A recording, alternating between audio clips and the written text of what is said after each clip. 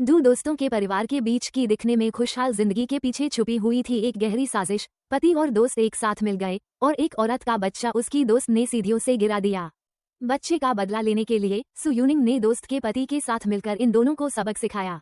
दोस्त के छुपाए राज खुल गए। गर्भवती दोस्त अपने बच्चे को बचाने के लिए अपनी पुरानी दोस्त से माफी मांगती है, लेकिन अपने किए को नहीं मानती।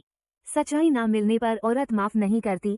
दोस्त को रोकने के चक्कर में वो सीढ़ियों से गिर गई और अब तक बेहोश है। यूनवाई का गिरना उसके गर्भपात का कारण बना, जैसे उसके लिए एक सजा थी। बेचारा बच्चा निर्दोष था। बुढ़िया को घर साफ करते वक्त पता चला कि उसके बेटे ने बेचा हुआ घर का कागज उसके घर में है और वो उसकी बहू के नाम पर है। उसने सोचा उसका बेटा सु यूनिंग के जाल में फंस गया और बहू से सवाल किया। सु यूनिंग के लिए यूनवाई का मसाला हाल हो गया था। अब माँ बेटे की बारी थी, इसलिए उसने अब नाटक बैंड कर दिया। ये क्या है? मैंने घर खरीदा था। यूं माँ, मैंने घर बेच दिया था। ये आपके पास कैसे आया? मैं तुमसे पूछ रही हूँ, तुम क्या करना चाहते हो? आप मुझसे क्यों पूछ रहे हैं? आपके बेटे से पूछिए। मैंने बस उसका बेचा हुआ घर वापस खरीदा है, आप उससे पूछिए क्यों। लेकिन यूनवाई सच नहीं बोल सकता था। यूनवाई का मामला अब सबको पता चल गया था। अगर माँ और पत्नी को पता चल गया तो सब खत्म। उससे नहीं पता था कि उसकी पत्नी को उसके छुपाए राज के बारे में पहले से ही पता था। जब सु यूनिंग ने उसके और यूनवाई के राज खोले, यूनवाई का मुंह खुला का खुला रह गया। उससे समझ नहीं आया पत्नी को इतनी डिटेल में कैसे पता था। बुढ़िया को भी यकीन नहीं था कि उसका बेटा ऐसा है। उसका मुंह बंद नहीं हो रहा था, जैसे कोई उससे दिनहुवांग से आया हो। तब तक उसने यूनवाई की घबराहट भरी आंखें देखी और उसका बेचैन चेहरा। बुढ़िया का घमंड तुरंत चला गया। उसने जल्दी से सु यूनिंग से माफी मांगी, दोनों काम के लिए नहीं, लेकिन तकलीफ के लिए।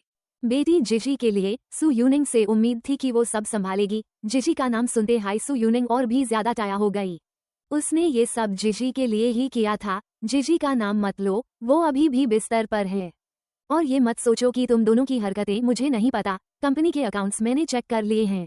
कंपनी का पैसा ट्रांसफर करना छोटी बात नहीं है। अगर पकड़े गए तो सब खत्म। जो कहना था कह दिया। अब कोर्ट में मिलते हैं। तभी यूनवाई को यकीन हुआ कि यूनवाई जो कह रही थी वो सच था। सु यूनिंग हमेशा से उसकी चाल चल रही थी। जब यूनवाई ने देखा कि उसका पति उसके साथ है, वो रो पड़ी।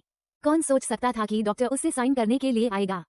सालों की दोस्ती बस कुछ शब्दों में खत्म हो गई, लेकिन अब देर हो चुकी थी। गलती की सजा मिलती है, लेकिन ये सजा बहुत बड़ी थी। जब वो ठाकी हुई घर आई, उसने देखा उसका सामान दरवाजे पर था। ये सब देखकर यूनवाई के दिल में कोई असर नहीं हुआ। बच्चा और घर खून के बाद ये सब मायने नहीं रखता। उसने अपनी उंगली पर अंगूठी देखी, जो सालों की यादों से भरी थी। ये फ्लैट उससे उतरने का समय आ गया था। उसने अंगूठी दरवाजे पर रख दी और सब कुछ देखकर अपना भारी बैग उठाया। यूनवाई ने काला कपड़ा पहना था, जो दिखाता था कि वो पूरी तरह से बर्बाद हो चुकी थी। लगता है उसने कोई सबक नहीं सीखा और अपनी गलतियों को सुधारा नहीं।